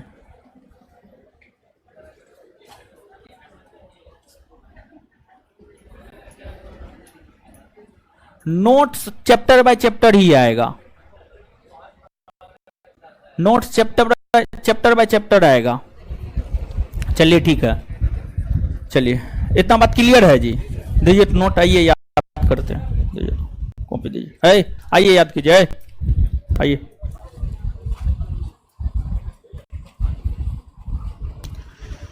बताइए बिहार का क्षेत्रफल कितना है हो? 94,100। बिहार का क्षेत्रफल कितना है? 94,100। बिहार का आकार कैसा? आकार कैसा है? क्षेत्रफल के आधार पर केमा बड़ा राज? केमा बड़ा राज? जनसंख्या के आधार, जनसंख्या के आधार। बिहार के उत्तर में, दक्षिण में, पूरब में, पश्चिम में। उत्तर से दक्षिण में कितना किलोमीटर में फैला हुआ? 345। 300। पूरब से पश्चिम में 400। गंगा नदी बिहार से होकर गुजरती है, हाँ या ना? कौन नदी बिहार को उत्तरी बिहार दक्षिणी बिहार में बांट? कौन नदी? गंगा। कौन नदी? गंगा। उत्तरी बिहार किस लिए प्रसिद्ध है? उत्तरी बिहार किसके लिए प्रसिद्ध? कौन राज्य का राजधानी नगर गंगा नदी के तट पर है? कौन राज्य का राजधानी नगर? कौन? बिहार। आगे बताइएगा, गंगा नदी बिहार में कौन जिला से प्रवेश करती? कौन जिला से? और किससे निकलती है? किससे निकलती है? पाटलिपुत्रा नामक शहर को कौन बसाया था? कौन? उदयन। और पाटलिपुत्रा को पटना के रूप में शेरशाह। शेरशाह। चलिए आगे बताइए, बिहार का अक्षांशीय विस्तार 24 डिग्री से 27, 24 डिग्री 20 मिनट 10 सेकेंड से 27 डिग्री 31 मिनट 15 सेकेंड। बिहार का अक्षांशीय विस्तार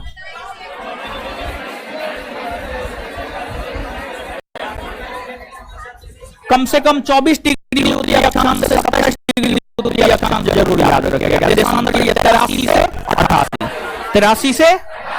तो बिहार का अक्षांशीय विस्तार बताइए तो 24 से 27।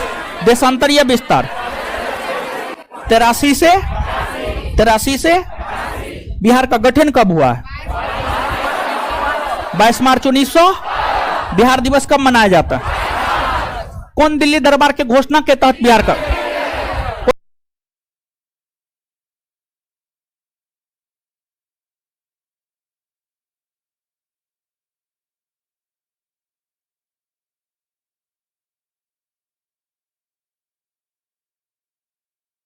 दिल्ली दरबार। बिहार का विभाजन हुआ है कभी? कितना बार? बिहार का विभाजन कितना बार? पहली बार कब? 1900। कौन राज्य गठित हुआ? दूसरी बार विभाजन। दूसरी बार विभाजन। दूसरी बार विभाजन 15 नवंबर 2000। कौन राज्य का गठन हुआ? कौन राज्य का गठन हुआ? लोकसभा में कितना सीट एससी के लिए? राज्यसभा में बिहार क्या सदनीय विधायिका वाला कौन कौन है? विधानसभा और विधान परिषद। बिहार विधानसभा में कितना सीट? विधान परिषद में, विधान परिषद में एससी के लिए कितना सीट, एसटी के लिए, एसटी के लिए एससी का मतलब शेड्यूल कास्ट, एसटी का मतलब schedule tribal. SC schedule caste यानी अनुसूचित जाति, एसटी शेड्यूल ट्राइबल यानी अनुसूचित जनजाति, अनुसूचित जनजाति। इतना बात समझ में आ गया? चलिए लीजिए, इसे आगे अगले क्लास में देखेंगे, ठीक है। देखिए ध्यान दीजिएगा, जो भी लोग यानी क्लासरूम के अंतर्गत जो है टोटल 4 क्लासरूम में आपका ये क्लास चलता है। एक क्लासरूम में हम उपस्थित रहते हैं, बाद बाकी 3 क्लासरूम में जो हम उपस्थित नहीं रहते हैं। तो वहां पर बच्चा जो है अनुशासनहीनता करता है।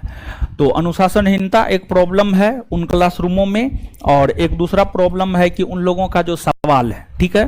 तो जहां तक आप लोगों के सवाल का बात है, आप लोग अगर सुन पा रहे हैं तो देखते हैं, हम अपना एक सोच रहे हैं एजुकेशनल सपोर्ट में किसी एक अच्छे लड़का को रखना है, ठीक है। तो देखते हैं, खोजते हैं, एजुकेशनल सपोर्ट में एक अच्छे लड़का को ढूंढ करके हम रखेंगे।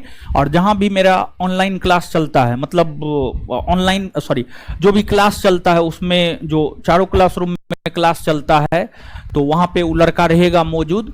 और आपका अगर कोई क्वेश्चन होगा तो आप क्वेश्चन दे दीजिएगा, और आपका जो भी डाउट होगा वो लेकर के हम उनसे आपके डाउट को जो है सॉल्व कर देंगे। और आपके बीच अनुशासन बना रहे, इसको लेकर के भी जो है हम प्रयास करेंगे। उस लड़का को जो है हम पावर देंगे, वो लड़का फट्टा लेकर के जो है घूमता रहेगा, ठीक है, जब तक मेरा क्लास चलेगा। तो हम देख रहे हैं ये काम हम बहुत जल्दी कर रहे हैं, 2, 3, 4, 5 दिन में, यानी 1 सप्ताह के भीतर। थोड़ा अच्छा लड़का मिलने दीजिए जो मेरी बातों को समझ पाए, हम जो कहे वो कर पाए। तो वैसा लड़का थोड़ा सा मिलने दीजिए, हम खोजते हैं।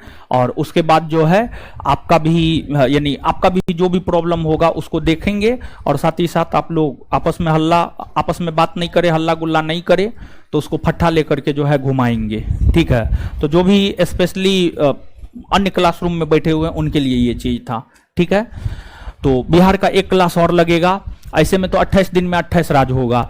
आप टेंशन नहीं लीजिए, नोट देंगे, 3 से 4 क्लास में इसको खत्म कर देंगे, ठीक है। नोट टाइपिंग में नहीं भेजे हैं, आज रात में काम करके जो है टाइपिंग में भेज देंगे। लेकिन बिहार पूरा का पूरा जो है आप ऐसे पढ़ लीजिए, ठीक है। बिहार के अलावा अंदाज का जो है आपको नोट दे देंगे। बात क्लियर है? चलिए ठीक है, जल्दी हो जाएगा। और साइंस के विषय में हम आपको बता ही दिए हैं। इसके बाद अब हम लोग आ जाते हैं क्वेश्चन बैंक पर। कहां आ जाते हैं? Question bank. तो क्वेश्चन बैंक को हम देखते हैं। क्वेश्चन बैंक को देखने के बाद अंतिम में होमवर्क देखेंगे, ठीक है। होमवर्क जो है अंतिम में देखते हैं, अंतिम में होमवर्क देखते हैं। होमवर्क पूछते हैं या देते हैं अंतिम में। तो अब आइए क्वेश्चन बैंक पर, सब लोग क्वेश्चन बैंक पे आ जाइए। और आज थोड़ा क्लास लेट से शुरू हुआ है,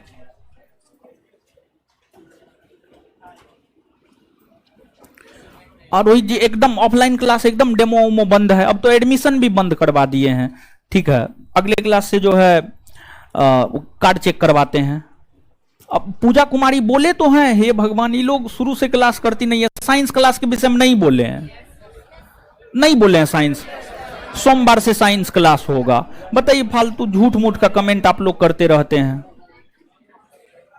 ठीक है। ऑनलाइन साइंस का क्लास जो है अगले सोमवार से शुरू होगा।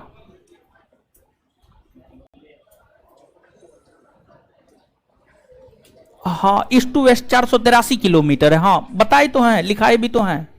चलिए आ जाइए, अब क्वेश्चन बैंक पे आइए। विश्व एड्स दिवस निम्नलिखित में से किस तारीख को मनाया जाता है? 1 दिसंबर। 1 दिसंबर। देखिए, इसी वजह दिवस हम आपको याद करवा रहे हैं। देखिए, दिवस से क्वेश्चन है ना जी। दिवस से जानते हैं, एगो दिमाग में बैठा लीजिए, दिवस से वो क्वेश्चन रहेगा ही रहेगा। लूसेंट का जितना दिवस है, एसपीडी का जितना दिवस है, सब दिवस याद करके जाइए। एक क्वेश्चन के आप मालिक हो जाते हैं, समझ गए। और जानते हैं, ये सब ऐसा चीज है कि जो आउट है कि यहां से क्वेश्चन आएगा, और अगर इसमें आप गलती करते हैं ना, तो मतलब आप अपने पैर पे कुल्हाड़ी मार रहे हैं, समझ गए। तो दिवस एकदम तोता की तरह जो है ना, चीजों को होंठ पे ले आइए, समझ गए। तो बदनाम दिवस ही पूछता है, बहुत टफ नहीं पूछता है। कभी राष्ट्रीय मतदाता दिवस, कभी अंतर्राष्ट्रीय महिला दिवस, और कभी विश्व एड्स दिवस। ये सब तो बदनाम दिवस है, समझ गए। यानी ये सब बार बार पूछा जाता है। मेरे कहने का अर्थ ये सब बदनाम दिवस है जो बार बार पूछा जाता है, समझ गए। तो इस सब बदनाम दिवस है जो है आपको याद रहता है, लेकिन फिर भी कभी कताल में भी अंदर जाकर के पूछते। जैसे कि एक बार पूछा था जैविक विविधता दिवस कब मनाया जाता है, तो 22 मई।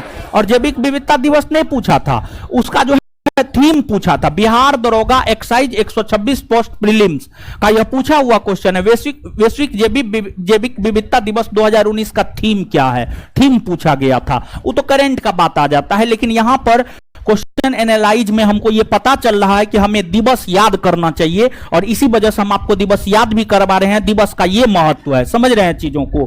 तो क्वेश्चन एनालिसिस करने के पीछे यही कारण होता है कि कहां से क्वेश्चन बार बार पूछा जा रहा है। और हम आपको बोले भी थे, हम अपने तरीका से, हम जिस तरीका से पढ़ के परीक्षा सब पास किए उसी तरीका से हम आपको करवा रहे हैं। और हम आपको यह भी बात बोले थे कि आपको क्वेश्चन बैंक डेली 2 बार देखना चाहिए, कम से कम 2 बार नहीं तो 1 बार निश्चित तौर पे आपको देखना चाहिए। 12 जनवरी को जो है आपको मनाया जाता है राष्ट्रीय युवा दिवस। राष्ट्रीय युवा दिवस 1 मई को विश्व श्रमिक दिवस, विश्व श्रमिक दिवस या विश्व मजदूर दिवस। निम्नलिखित में से कौन रक्षा मंत्रालय काया के विभाग हैं? देखिए, रक्षा मंत्रालय की हम बात करें तो रक्षा मंत्रालय के अंतर्गत मूल तौर पर 4 गो विभाग आता है। एगो रक्षा विभाग आता है, रक्षा अनुसंधान एवं विकास विभाग आता है, रक्षा उत्पादन विभाग आता है। और इन तीनों विभाग के अलावा जो चौथा एक और विभाग आता है, पूर्व सैनिकों की देखरेख हेतु विभाग, की देखरेख हेतु विभाग, देखरेख हेतु विभाग। ये 4 विभाग जो है आपको रक्षा मंत्रालय के अंतर्गत आता है। रक्षा विभाग, रक्षा अनुसंधान एवं विकास विभाग, रक्षा उत्पादन विभाग और पूर्व सैनिकों की देखरेख हेतु विभाग। ये 4 आता है, इसके अलावा कोई नहीं आता है।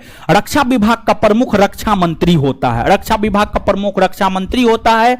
और वर्तमान में भारत के रक्षा मंत्री कौन है? राजनाथ सिंह। कौन है? राजनाथ सिंह, समझ गए। तो ये सब आता है। और रक्षा वित्त विभाग की हम बात करें, रक्षा वित्त विभाग रक्षा मंत्रालय के अंतर्गत नहीं आता है। रक्षा वित्त विभाग रक्षा मंत्रालय के अंतर्गत नहीं आता है। तो नीचे दिए कूट का प्रयोग कर सही उत्तर चुनिए, ए, बी और सी, यानी आंसर क्या हो जाएगा? बी। नीचे निम्नलिखित में से किस शहर में बांग्लादेश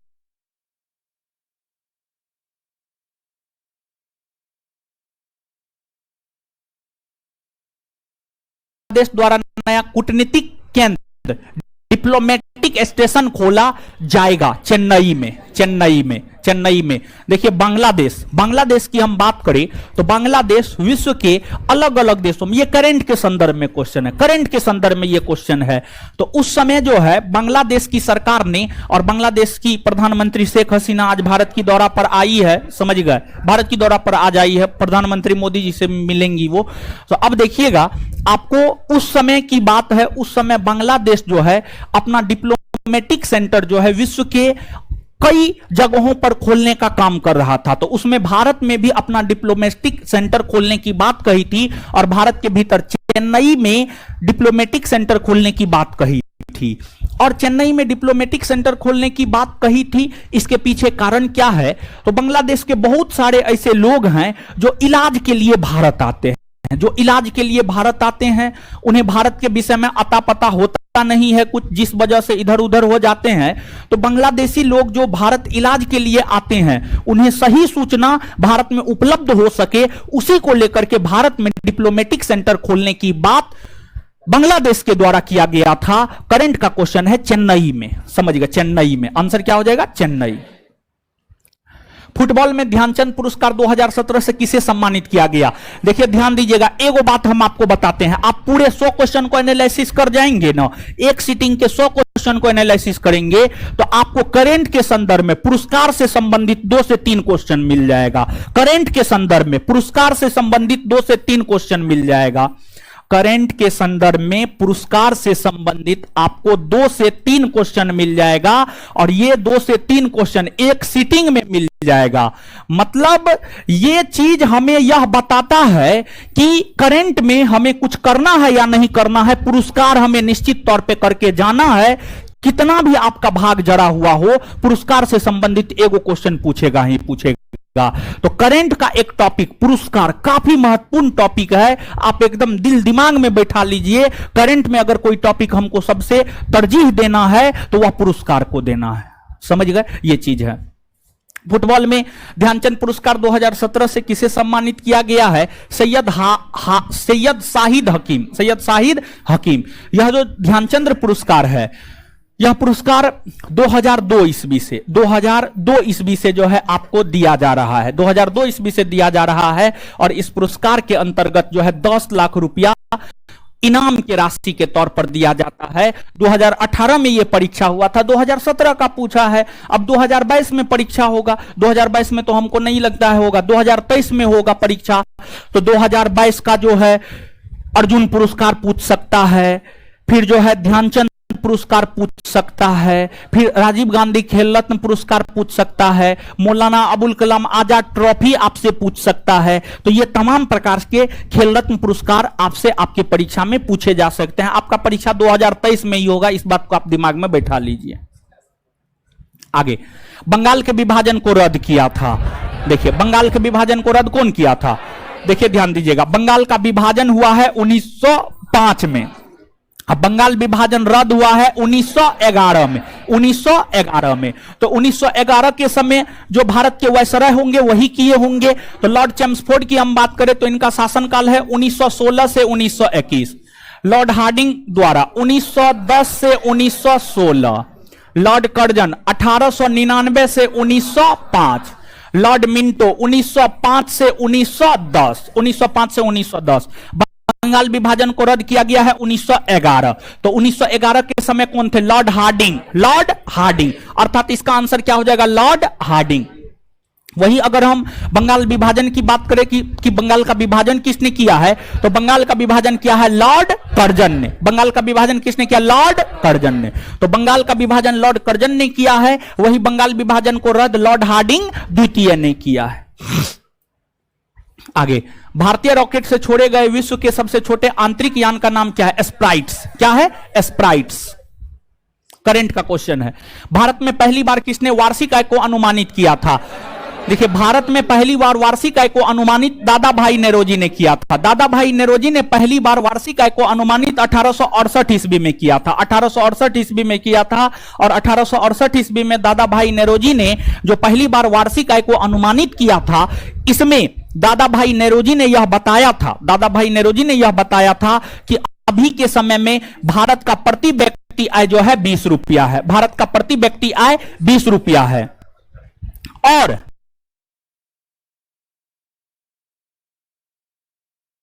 यह बताने के बाद ही दादा भाई नेरोजी ने धन के निष्कासन का सिद्धांत दिया। धन के निष्कासन का सिद्धांत दिया, यानी दादा भाई नेरोजी यह कहे कि भारत का धन भारत से निष्कासित हो रहा है, भारत का धन भारत से निष्कासित हो रहा है, और उस धन से भारतीयों को किसी भी प्रकार का कोई फायदा नहीं हो रहा है।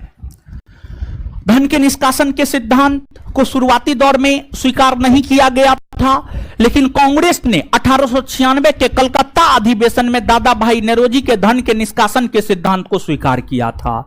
दादा भाई नेरोजी को grand old man of India के नाम से जाना जाता है, भारत के वयोवृद्ध पुरुष के नाम से जाना जाता है। इन्होंने कांग्रेस अधिवेशन की अध्यक्षता 3 दफा, पहली बार 1886 कलकत्ता, दूसरी बार 1893 लाहौर, तीसरी बार 1906 कलकत्ता।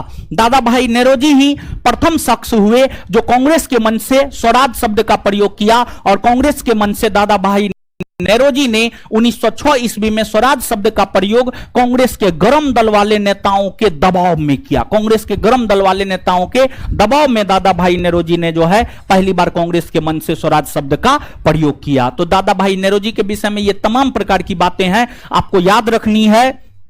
दादा भाई नेरोजी हिंदू समाज से बिलोंग नहीं करते थे, पारसी समाज से बिलोंग करते थे। जैसे हिंदू धर्म में समाज सुधारक राजा राम मोहन राय थे, उसी प्रकार से पारसी समाज में समाज सुधारक जो है आपको दादा भाई नेरोजी थे। दादा भाई नेरोजी थे। दादा भाई नेरोजी ने पारसी समाज में सुधार लाने हेतु रहनुमाई माजदायन सभा नामक संगठन की स्थापना की है और दादा भाई नेरोजी की ही पत्रिका है राष्ट्रगोप्तार। दादा भाई नेरोजी तथा और भी कई सारे पारसी समाज के विद्वान ने मिलकर के राष्ट्रगोप्तार नामक पत्रिका का संपादन किया था। दादा भाई नेरोजी के विषय में यह प्रश्न पूछा गया है। इसके अलावा बिहार दरोगा में एक और प्रश्न पूछा गया है कि जो है आपको राष्ट्रगोप्तार किसकी पत्रिका है, तो उत्तर दादा भाई नेरोजी होता। और जो दादा भाई नेरोजी है ये ब्रिटिश हाउस ऑफ कॉमन्स के सदस्य बनने वाले प्रथम भारतीय है। इन्होंने ब्रिटिश हाउस ऑफ कॉमन्स की सदस्यता ली, हाउस ऑफ कॉमन्स की सदस्यता ली और इन्होंने हाउस ऑफ कॉमन्स की सदस्यता 1892 में ली। 1892 से लेकर 1895 ईस्वी तक दादा भाई नेरोजी हाउस ऑफ कॉमन के सदस्य बने रहे। और दादा भाई नेरोजी लिबरल पार्टी यानी उदारवादी पार्टी के तरफ से जो है चुनाव लड़े थे और चुनाव जीते थे। और फिन्सबरी आम सभा क्षेत्र से जो है चुनाव लड़े थे और ये चुनाव जीते थे। बीपीएससी ये प्रश्न पूछा है दादा भाई नेरोजी किस पार्टी से हाउस ऑफ कॉमन्स के सदस्य बने थे, तो जो दादा भाई नेरोजी थे वे लिबरल पार्टी से हाउस ऑफ कॉमन्स के सदस्य बने थे। बीपीएससी का यह पूछा हुआ क्वेश्चन है, समझ गए। वही दरोगा यहां पर दो क्वेश्चन पूछा है, राष्ट्रगोप्तार और एगोई क्वेश्चन। तो दादा भाई नेरोजी के विषय में विस्तार पूर्वक आपसे आपकी परीक्षा में प्रश्न पूछा जाता है। जब हम इतिहास बताएंगे तो वहां पर दादा भाई नेरोजी को विस्तार पूर्वक हम बताते हैं। जितना बात बताए हैं इतना बात आप निश्चित तौर पर याद रखने का प्रयास कीजिएगा। आगे बढ़ते हैं। फ्रंटियर गांधी किसे कहा जाता है? फ्रंटियर गांधी खान अब्दुल गफ्फार खान को फ्रंटियर गांधी के नाम से जाना जाता है। और इन्हें फ्रंटियर गांधी ही नहीं बल्कि और भी कई सारी उपाधि से जाना जाता है। इसी का हिंदी सीमांत गांधी होता है।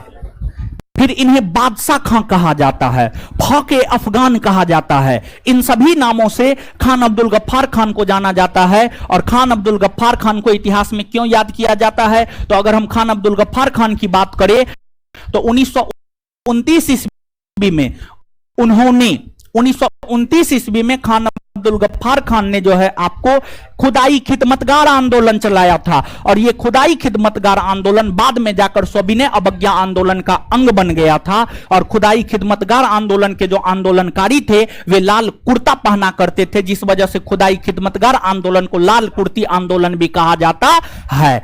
और जो खुद खान अब्दुल गफ्फार खान है ये प्रथम विदेशी हुए जिन्हें भारत का सर्वोच्च पुरस्कार भारत रत्न पुरस्कार से नवाजा गया। भारत रत्न पुरस्कार से नवाजा गया, याद रखिएगा। निम्नलिखित में से कौन सा संविधान संशोधन राष्ट्रपति को किसी भी मसले को पुनः विचार के लिए मंत्रिमंडल को भेजने की शक्ति देता है?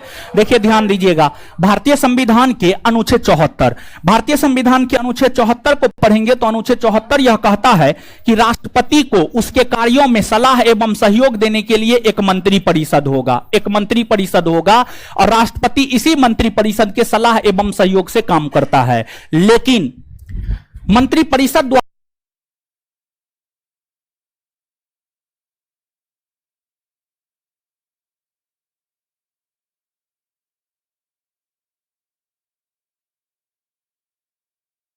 दिए गए सलाह एवं सहयोग को मंत्रिपरिषद द्वारा दिए गए सलाह एवं सहयोग को राष्ट्रपति एक बार पुनर्विचार के लिए लौटा सकता है। मंत्रिपरिषद द्वारा दिए गए सलाह एवं सहयोग को एक बार राष्ट्रपति पुनर्विचार के लिए लौटा सकता है। राष्ट्रपति को यह अधिकार 44वां संविधान संशोधन 1978 के द्वारा दिया गया है। 44वां संविधान संशोधन 1978 के द्वारा दिया गया है।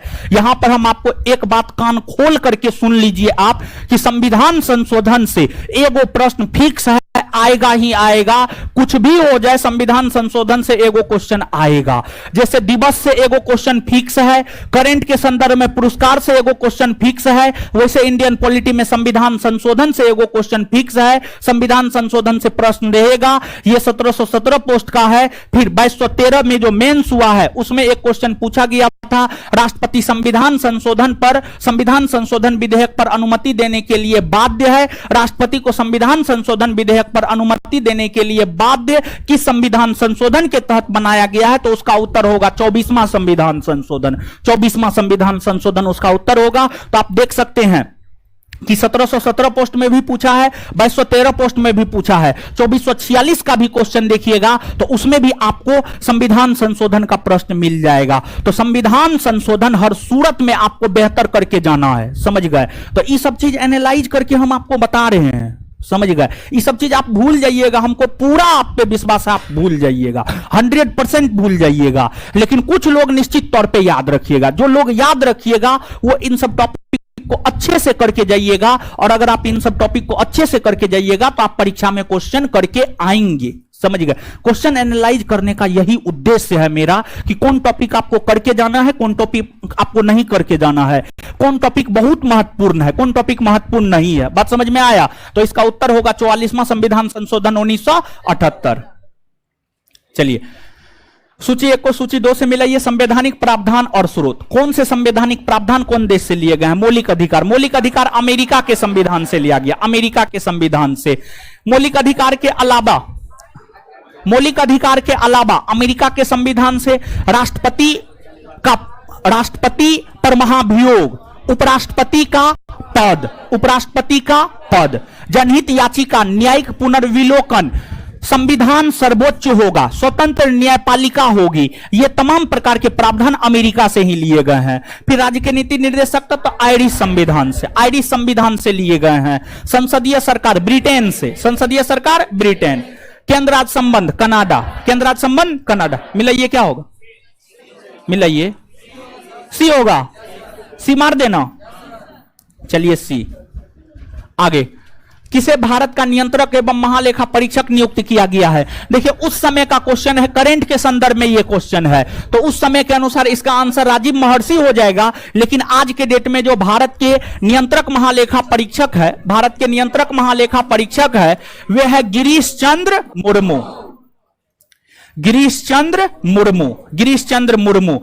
चंद्र मुर्मू जो है देश के 14वें कैग हैं। और जो कैग होता है भारत सरकार के सरकारी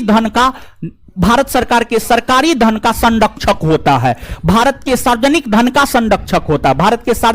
संरक्षक जो है आपको कैग होता है। समझ गए? सार्वजनिक धन का संरक्षक कौन होता है? कैग होता है। और देश के भीतर जो घोटाला होता है उस घोटाला का उजागर कैग ही करता है। कैग की नियुक्ति राष्ट्रपति करता है, कैग अपना रिपोर्ट राष्ट्रपति को ही देता है। भारतीय संविधान के अनुच्छेद 151 को पढ़ेंगे तो अनुच्छेद 151 कहता है कैग केंद्र के संदर्भ में अपना रिपोर्ट राष्ट्रपति को देगा और राज्य के संदर्भ में अपना रिपोर्ट जो है राज्यपाल को देगा। देखिए, करंट में पुरस्कार के बाद जो दूसरा महत्वपूर्ण टॉपिक होता है वह नियुक्तियां, राष्ट्रीय नियुक्तियां, अंतरराष्ट्रीय नियुक्तियां। यह नियुक्ति से संबंधित प्रश्न है, अपॉइंटमेंट से संबंधित प्रश्न है। कभी पूछ देगा राष्ट्रीय खेल परिषद का अध्यक्ष कौन बना है, एशियाई क्रिकेट परिषद का अध्यक्ष कौन बना है, भारत के नए राष्ट्रपति कौन बने हैं, नए उपराष्ट्रपति कौन बने हैं, पाकिस्तान के नए प्रधानमंत्री कौन बने हैं। ये तमाम प्रकार के प्रश्न नियुक्तियां से संबंधित है और नियुक्तियां से संबंधित प्रश्न आपके परीक्षा में पूछा जाता है। करंट के संदर्भ में आप यहां पर देख सकते हैं। समझ गए? आप यहां पर देख सकते हैं 2017 ईस्वी में राजीव महर्षि बने थे, 2018 में परीक्षा हुआ था, तो 2018 में इनके विषय में परीक्षा में पूछा है। तो करंट के संदर्भ में दो टॉपिक, एक टॉपिक तो पुरस्कार बता दिया, दूसरा नियुक्तियां, national appointment and international appointment, यानी राष्ट्रीय नियुक्तियां और अंतरराष्ट्रीय नियुक्तियां। करंट के संदर्भ में दोनों टॉपिक को आपको बेहतर करना है। समझ रहे हैं? हाय, याद रखना है रखिए, नहीं रखना है मत रखिए। मेरा क्या जाता, मेरा कुछ नहीं जाता। सर्किक विवाद किन दो देशों के बीच? सर्किक विवाद भारत और पाकिस्तान। देखिए, मानचित्र पर आएंगे तो जो कच्छ है ना, कच्छ है ना, कच्छ में सर्किक है, उसी को लेकर के भारत और पाकिस्तान के बीच विवाद है। किस देश ने वर्ष 2040 ईस्वी तक पेट्रोल और डीजल कारों की बिक्री पर पूरी तरह प्रतिबंध लगाने का निर्णय लिया है? फ्रांस। समझ गए? फ्रांस। करंट का क्वेश्चन है ये भी। निम्नलिखित में से कौन सा मोबाइल ऐप, देखिए ऐप से भी संबंधित प्रश्न पूछा जा रहा है, गौर कीजिएगा यहां पर। मोबाइल ऐप केंद्रीय ग्रामीण विकास मंत्रालय द्वारा सड़कों के रखरखाव हेतु आरंभ किया गया है, इसका नाम है आरंभ। क्या नाम है? आरंभ। तो ऐप से संबंधित प्रश्न भी आपसे आपके परीक्षा में पूछा जाता है। समझ गए? याद रखिएगा। आगे, भारत के किस राज्य को यूएन पब्लिक सर्विस अवार्ड से सम्मानित, देखिए ये भी पुरस्कार वाला हुआ या नहीं हुआ? यूएन पब्लिक सर्विस अवार्ड से सम्मानित किया गया है पश्चिम बंगाल को क्यों किया गया है जानते हैं? पश्चिम बंगाल की मुख्यमंत्री ममता बनर्जी ने 2013 ईस्वी में एक योजना लॉन्च की और उस योजना के तहत जो है महिलाओं को बालिकाओं को 13 से 19 वर्ष की बालिकाओं को 13 से 19 वर्ष की बालिकाओं को महिलाओं को जो है उच्चतर स्तर की शिक्षा प्रदान करने हेतु उच्च या उच्चतर स्तर का शिक्षा प्रदान करने हेतु जो है कुछ राशि अनुदान के तौर पर पश्चिम बंगाल की राज्य सरकार के द्वारा वहां की बालिकाओं को दिया गया। पश्चिम बंगाल के इसी कार्य हेतु यूएन पब्लिक सर्विस अवार्ड पश्चिम बंगाल राज्य को दिया गया है। बोले थे ना 2 से 3 पुरस्कार मिल जाएगा, देखिए एगो पुरस्कार और मिल गया, ठीक है, पश्चिम बंगाल। आगे ग्लोबल हंगर इंडेक्स, और एक ध्यान दीजिएगा, यानी तरह तरह का इंडेक्स जारी होता है, लोकतंत्र सूचकांक हो गया, फिर जो है आपको और भी बहुत सारे सूचकांक है, भूखमरी सूचकांक हो गया, समझिएगा, और भी फिर जो है आपको प्रेस स्वतंत्रता सूचकांक हो गया, तमाम प्रकार के सूचकांक है। उस सूचकांक में पहला स्थान किसका है, सूचकांक कौन संस्था जारी करता है और भारत का कौन सा स्थान है। ये 3 प्रकार के प्रश्न आपसे पूछे जाते हैं, तो इस 3 प्रकार में से यह प्रश्न पूछा गया है कि फलना सूचकांक कौन जारी करता है। तो ग्लोबल हंगर इंडेक्स किसके द्वारा प्रकाशित किया जाता है, international food policy and research institute, international food policy and research institute. नीचे से लिखिएगा, ठीक है, नीचे से लिखिएगा, क्या लिखा रहे हैं पता है, कुछ नहीं लिखा रहे हैं, पढ़ने लिखने वाला कुछ नहीं लिखा रहे हैं, लिखिएगा फिर भी। करेंट में पुरस्कार,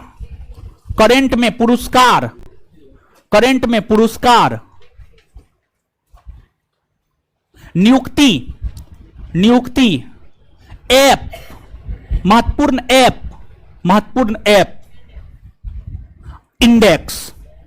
ऐप, इंडेक्स, जरूर याद करना है।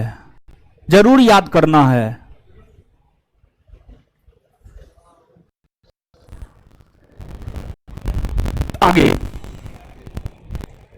भारतीय राज्य व्यवस्था में संविधान संशोधन जरूर करके जाना है। भारतीय राज्य व्यवस्था में संविधान संशोधन जरूर करके जाना है।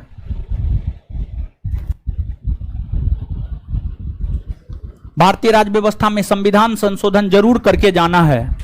संविधान संशोधन जरूर करके जाना है। मनीष मॉर्गन बिहार दरोगा का क्वेश्चन करवा रहे हैं। बिहार दरोगा का क्वेश्चन करवा रहे हैं। सर आंसर भी लिखवा दीजिए, महाबकलोल आदमी है हो। यहां पर महाराज सब चीज बताते जा रहे हैं, तब बोल रहे हैं आंसर भी लिखवा दीजिए। है तोड़ी का आंसर क्या लिखाएंगे? यहां पर देख नहीं रहे हैं महाराज, एकदम आंख से अंधा हो गए हैं। कहा हो है तोड़ी का। अब आंसर लिखाएंगे, 1 का बी, 2 का सी, 3 का डी। यहां पे क्या कर रहे हैं? अजीब हाल है ये सब का हो। चलिए ठीक है, आज के लिए इतना ही, इससे आगे अगले क्लास में। धन्यवाद। सुनिए होमवर्क क्या सब था? दिवस था अप्रैल मई और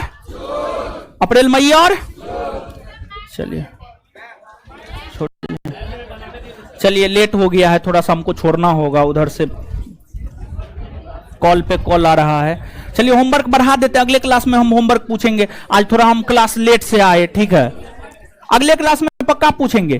कहां तक दे दिए थे दिवस में? जून तक। जुलाई अगस्त सितंबर और ज्योग्राफी पहला चैप्टर का होमवर्क हम आपसे नहीं पूछे हैं, ठीक है। घटना चक्र से पहला चैप्टर का होमवर्क नहीं ना पूछे हैं, अगले क्लास में पूछेंगे और घटना चक्र में नया सब्जेक्ट की भी शुरुआत करेंगे। धन्यवाद सभी लोगों का, इससे आगे अगले क्लास में मिलते हैं। धन्यवाद। हमको निकलने दीजिए, तब निकलिएगा आप लोग। भारत का विस्तृत बताइए सर। क्या भारत का? आर्यन सिंह जी क्या आपको बताएं? सुनिए तो, ऑनलाइन भी डेमो बंद कीजिए, तो नया विद्यार्थी आकर के कुछ भी कमेंट करते रहता है।